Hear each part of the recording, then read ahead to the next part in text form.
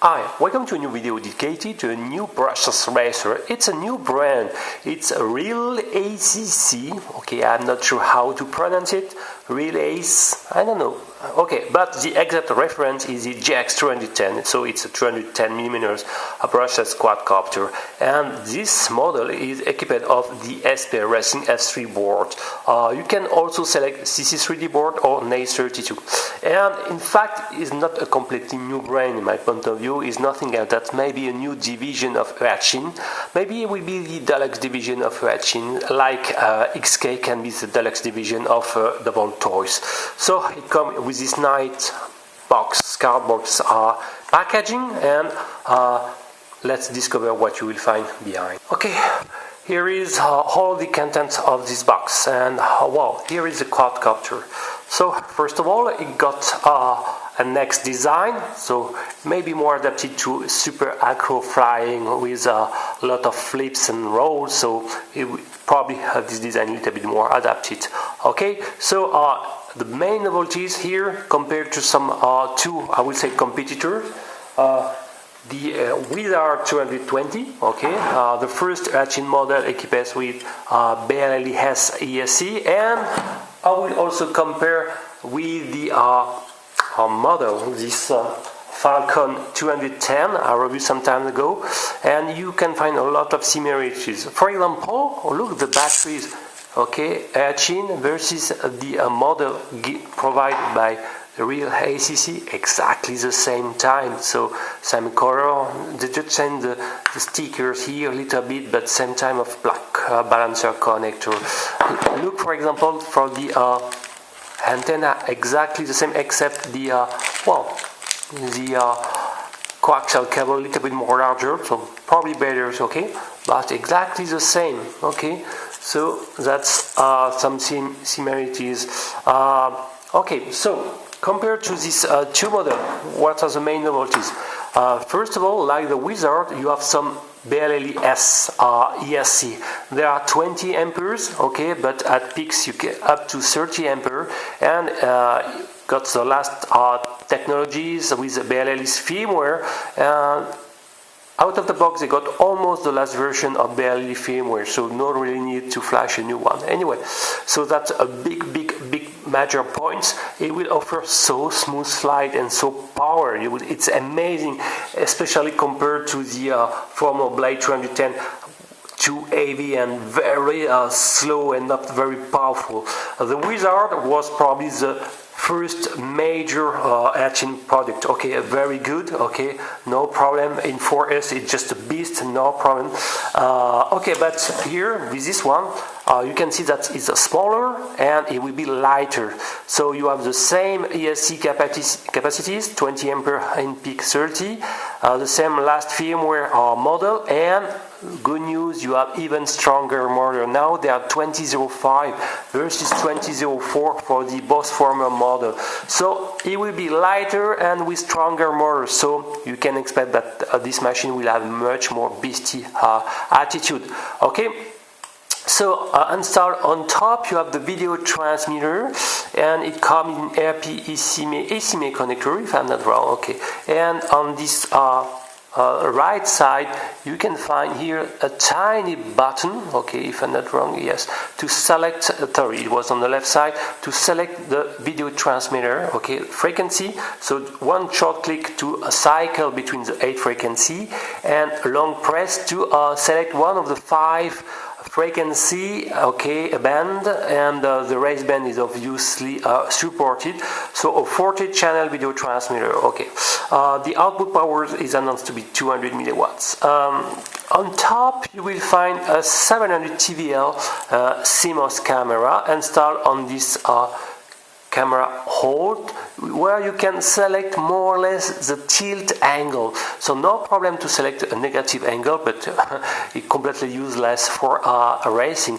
But for the positive angle, you can see that on the rear side, the camera connector is blocked by the connector of the flight control board. So maybe you can adjust a little bit by pushing down, and you can escape like this without disassembling everything. Okay, so you have to bend a little bit to press it and to release. So it's just tricky, but it's not a big problem. Okay, so it's not a problem to increase the maximum angle, and as you can see, the max angle is around 40 degrees, which is not bad at all. On the rear side, you have a small connector. I hope you will be able to see to select between the PAL or NTSC format. Okay, so on the bottom side here, you have the power distribution board, and installed on aluminum stand-up, you have the flight controller board. Okay, the USB port for the SP Racing is located on the left side. All the UART ports are free, so it means that no extra OSD or something like this is pre-installed. So I can't see also any bother. So two important things I will say are missing out of the box for this machine.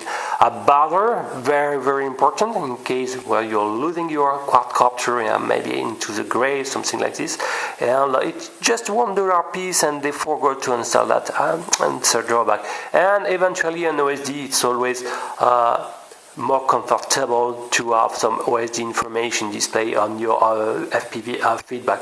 Okay, so it's a definitively a drawback. So let's go look to the design a little bit more. Arms compared, for example, to the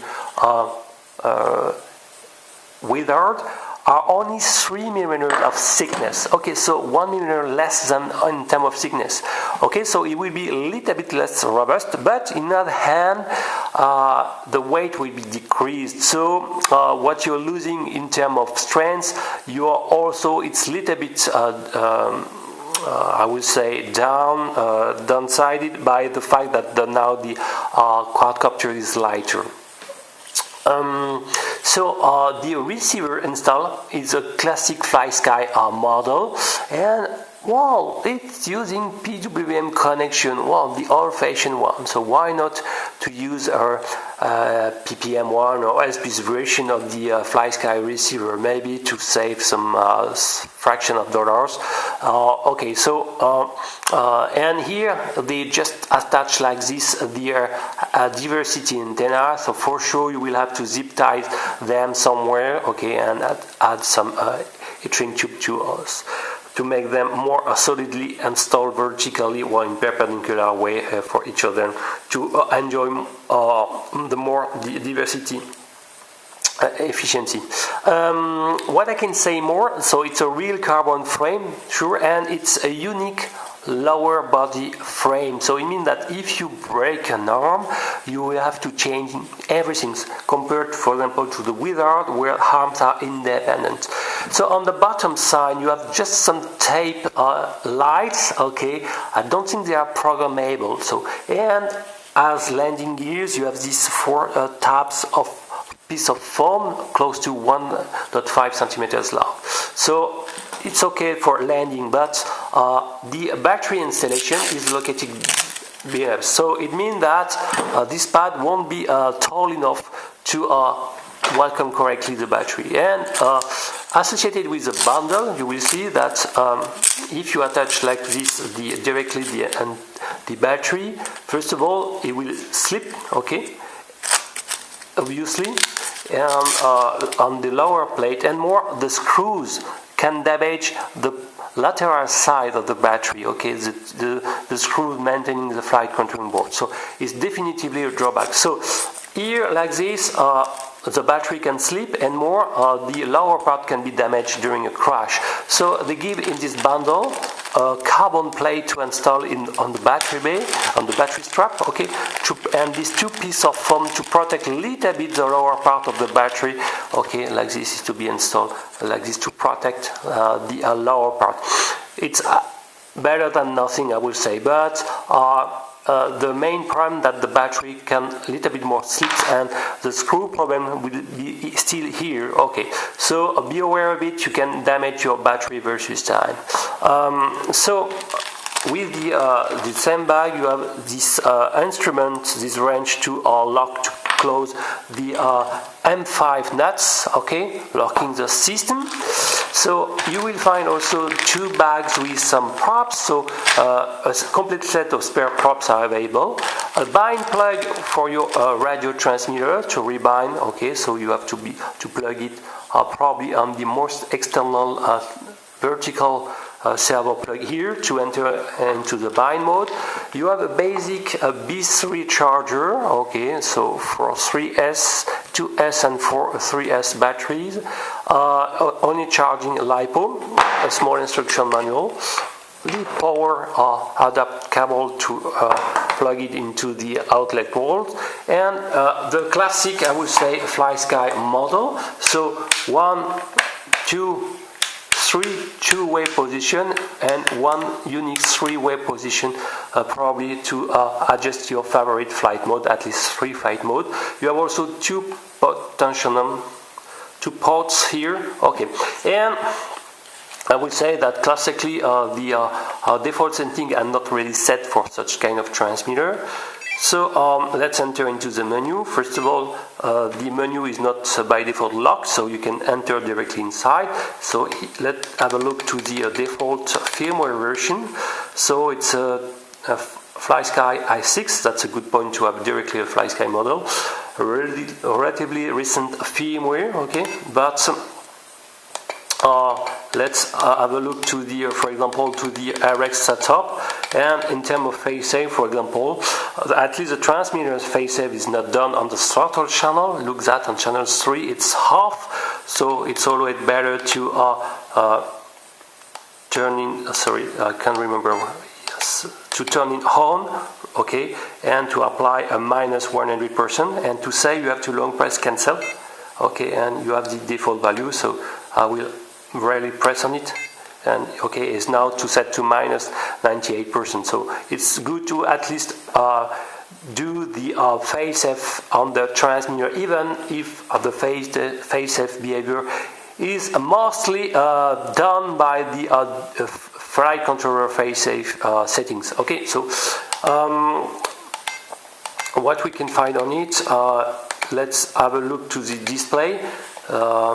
You can see that the channel 5 and 6 are stupidly this potentiometer, so it means that it will be better to, for example, for the flight mode, to assign more the switch C, okay, and let's, for example, the second auxiliary to the switch B. So how to proceed?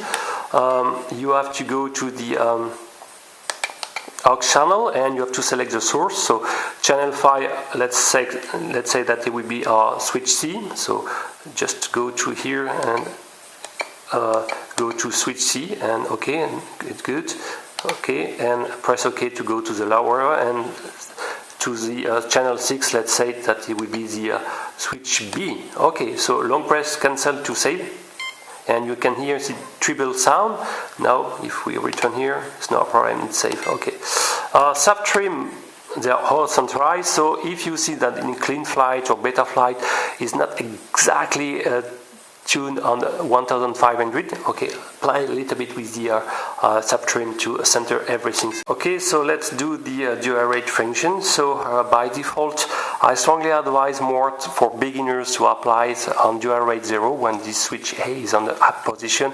Let's say 70% of the rates, and when it will be in dual rate 1, full rate. So select these rates only for channel 1 and 2, not on the YA command. Okay, so only channel 1 and 2. So here, press OK to go to go down to rate, and press down function now, and select 70%. Now press OK and select now the channel 2. Press OK and decrease the rate with the down button. Okay, to 70%, and long press now on cancel. You can hear this treble button. So do that now, no problem. Whatever the channel 1, okay, or okay, no problem. And on channel 4, no change. Okay, that's very important. So now it's done, and By default also you can apply, for example, an arming button here on your flight controller board, okay, whatever your choice, or a throttle hole only on the radio, but it's better if you prefer to arm or not the quadcopter via this button. Okay, so the basic setting of the FlySky controller are there. And okay, so to secure a little bit your battery installation, you have first of all to insert the carbon plate element like this, and you have two pieces of foam, and I strongly advise to install them perpendicularly here, and you will raise a little bit the battery installation, so you will probably avoid the screw problem damaging your LiPo. Okay, so just sticks like this your small two piece of pad like this, okay, like this, and you will do the same on the rear side. Okay, let's say like this between, and then probably the battery will be installed, okay, without the screw up problem. So now no real problem.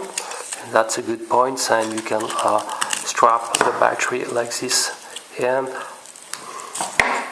look that. No real the screws. The battery is no more in contact with the screws. Okay, so that's definitively a good alternative. But look that on the landing is not on the flight exactly on the flight surface. So you have to be a little bit adjusted. Okay, so now let's have a look to the default clean flight configuration.